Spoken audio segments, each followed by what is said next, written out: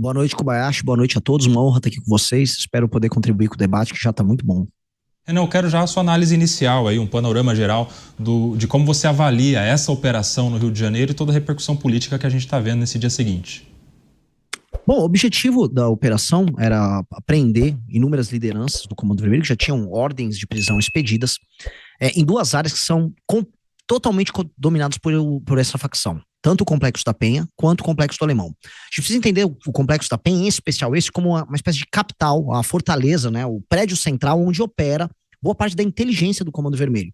Portanto, eles fazem propaganda, fazem shows, fazem eventos, dando conta de aquele local, vamos dizer, é uma área sagrada, é o território interno deles. O próprio Oruan, vamos dizer, porta-voz do Comando Vermelho, filho do Marcinho VP, já dizia que a polícia jamais poderia subir para pegar ele.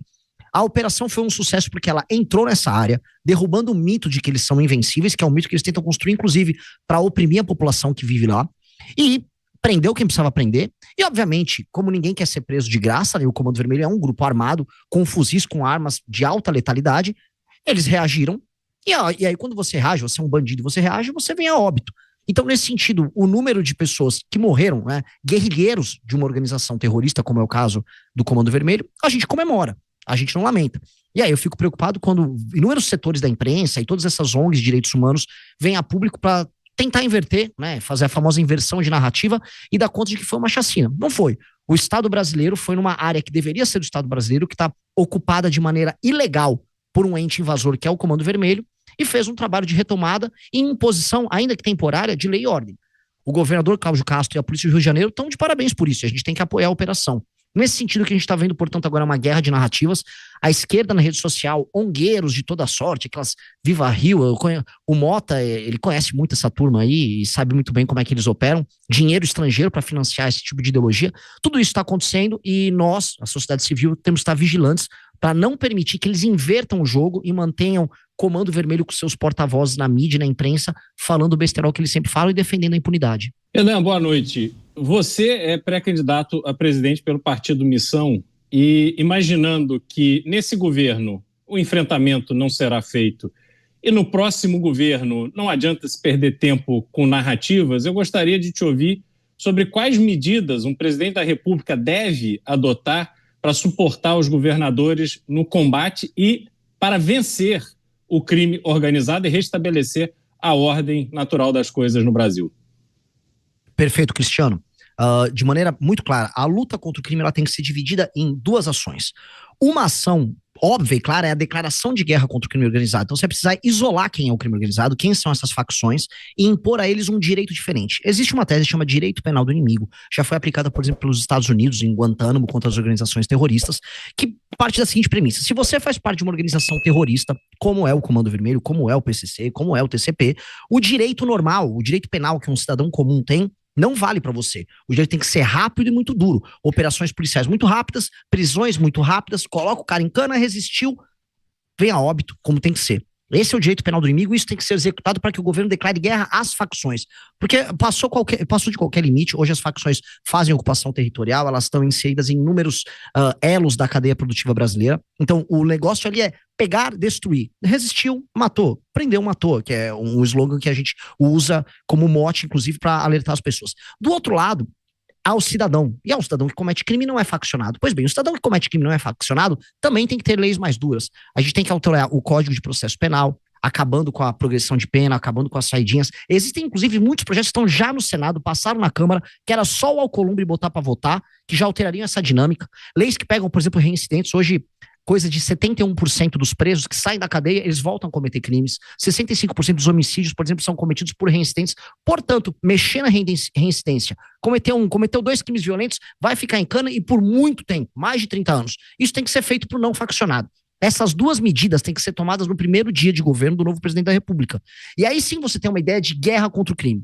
Se você não fizer essas duas medidas, endurecimento de leis penais, mudança no Código de Processo Penal, e do outro lado, determinar quem são as facções, tratá-las como organizações terroristas, declarar guerra, e guerra formal, a guerra que está prevista na nossa Constituição, e aí os apologistas como Oruan e defensores das facções vão presos juntos, então eventualmente tem um membro do PSOL que quer defender lá bastante a facção, junto com o colega Oruan do Comando Vermelho, poxa, puxa uma cana junto com seus colegas ali, vai ser muito bacana, a turminha do Comando Vermelho vai agradecer, eles podem até fazer um som, cantam uma musiquinha junto. O lance é guerra de um lado e para outro leis mais duras para acabar com os roubos, furtos e todo tipo de assassinatos, crimes violentos e todo tipo de coisa que assola a vida dos brasileiros. Com essas medidas e com o presidente muito focado nisso, os governadores e as polícias vão ter respaldo e você vai ver muito rapidamente o crime organizado ser destruído no Brasil. Boa noite, eu queria te perguntar se você vê perspectiva do governo federal mudar o posicionamento e começar a ajudar realmente, não só o governo do estado do Rio de Janeiro, mas todos os governadores que estejam com o intuito, né, com o escopo de combater a criminalidade. Delegado, muito pelo contrário, a gente viu agora o novo secretário-geral do governo Lula falando que basicamente vai para cima do Cláudio Castro, que é o governador do Rio de Janeiro, isso ele já deixou claro, é o Guilherme Boulos. E a gente viu agora, por parte da narrativa, da militância do petismo, que é base militante desse governo, a argumentação de que precisamos agora da PEC da Segurança Pública, que é uma PEC que unifica o comando das polícias junto ao governo federal, que permite que você tenha, por exemplo, conselhos, e esse detalhe está passando por essa PEC de segurança pública, né? Você cria uma espécie de conselhão para administrar as ações policiais que vêm acontecer, e no artigo 144 dessa PEC, diz que esse conselho vai contar com especialistas e ONGs oriundos da sociedade civil. A gente sabe muito bem quem são essas ONGs, a gente sabe muito bem quem são esses especialistas. Inclusive tem um conselho que foi montado pelo Flávio Dino para tratar da letalidade, que conta justamente com ONGs que recebem dinheiro de outros países, né? Por exemplo, a Open Society Foundation, que são ONGs que defendem o direito penal mínimo e combatem a atividade das polícias. Portanto, o que a gente vai esperar do governo federal é simular que eles estão preocupados com os policiais, preocupados com a vida das pessoas, mas na prática uma ação concreta para tentar desmontar a autoridade tanto das polícias quanto do governador do Rio de Janeiro. E a gente tem que desmascarar isso, tem que ir para cima deles. Não há nenhuma vontade do governo federal em fazer enfrentamento ao crime organizado. Aliás, muito pelo contrário. Renan, boa noite.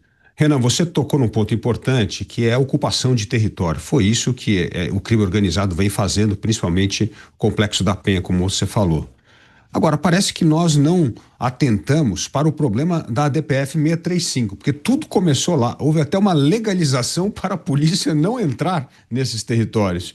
E foi aí que o crime organizado começou a se organizar de uma forma muito mais forte e que acabou causando essa tragédia, que é toda vez que se tenta fazer uma ação policial para recuperar território, temos um enorme problema. Como você vê uma decisão do Supremo Tribunal Federal com essa DPF 635 e como isso estimulou o fortalecimento da ação do crime organizado no Rio de Janeiro? Eu apenas discordaria num pequeno detalhe aí, que esse processo de ocupação territorial ele já acontece há algumas décadas e ele foi reforçado por essa DPF.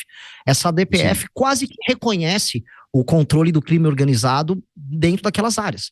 Ao, vamos dizer, impedir que o Estado possa organizar operações com segurança, inclusive para os agentes policiais, porque a gente sabe muito bem que a DPF, quando, né, no caso de uma operação, quando essa operação é autorizada, ela tem que passar por inúmeros órgãos, inúmeras pessoas, portanto, o caráter secreto que a operação tem que ter, até para a proteção dos policiais, ele é retirado, e inclusive costuma ter vazamentos, o que permite que os bandidos eles se organizem previamente. Então essa DPF ela é um desastre puro e simples, colocando a vida dos policiais em risco, quando as operações são permitidas e praticamente legalizando o Estado paralelo. Não à toa, esse processo de, vamos dizer, de aumento da ocupação territorial por parte das facções está acontecendo. E a gente está assistindo o próprio Comando Vermelho avançando sobre áreas de outras facções nesse instante. A operação que rolou agora, ela tenta mitigar esse processo de avanço do Comando Vermelho.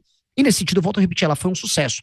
A gente precisa derrubar a DPF 635, a gente precisa derrubar essa articulação política que houve através de ONGs e fundações, e a gente sabe muito bem que são ONGs e fundações ligadas ao Comando Vermelho e PCC, que produzem filmes, colocam esses filmes na Netflix, que fazem lobby, né, no poder legislativo, no poder executivo, e que tornam o crime organizado como uma espécie de parte natural da vida urbana brasileira. É como se você fosse conviver com todos os seus problemas no Brasil. O Brasil tem trânsito, uma grande metrópole tem problemas de assalto. Sim, uma grande metrópole também tem áreas controladas pelo crime. Isso faz parte da paisagem. É isso que esses caras querem naturalizar. E isso não pode definitivamente não ser naturalizado. Isso tem que ser combatido da maneira mais dura possível. E a sociedade civil tem que tratar desses temas. Existe muito confronto com relação a decisões que vêm do STF, confrontos legítimos, mas esse aqui é o maior.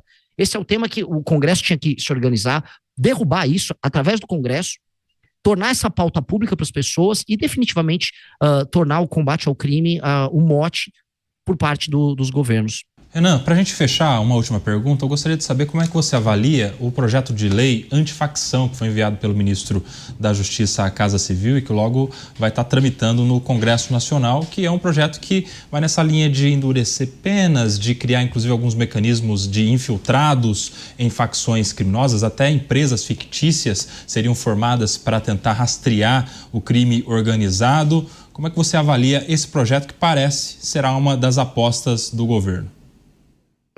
Eu espero que não tenha nenhuma pegadinha dentro desse projeto. A gente sabe muito bem que a PEC da Segurança Pública continha pegadinhas. Eu fiz uma análise prévia do projeto e a análise prévia do projeto tinha alguns pontos positivos que vão na linha que a gente defende.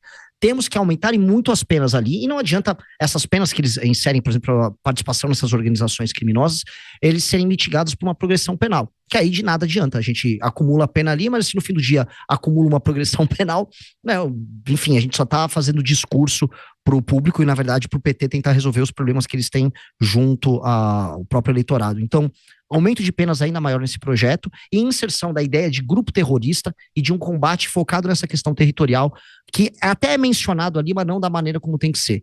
A gravidade do caso não está presente e me parece hoje muito mais uma resposta que eles estão dando a uma questão premente para as pessoas do que, de fato, a tentativa de prender ou eliminar as lideranças das facções, inclusive os membros faccionados espalhados pelo Brasil. Mas, no mínimo, né, como a gente espera muito pouco do PT, no mínimo é um aceno, né, que a gente pegue esse aceno e que o Congresso Nacional transforme numa ação muito mais dura e muito mais concreta. Corte bom é corte Yellow.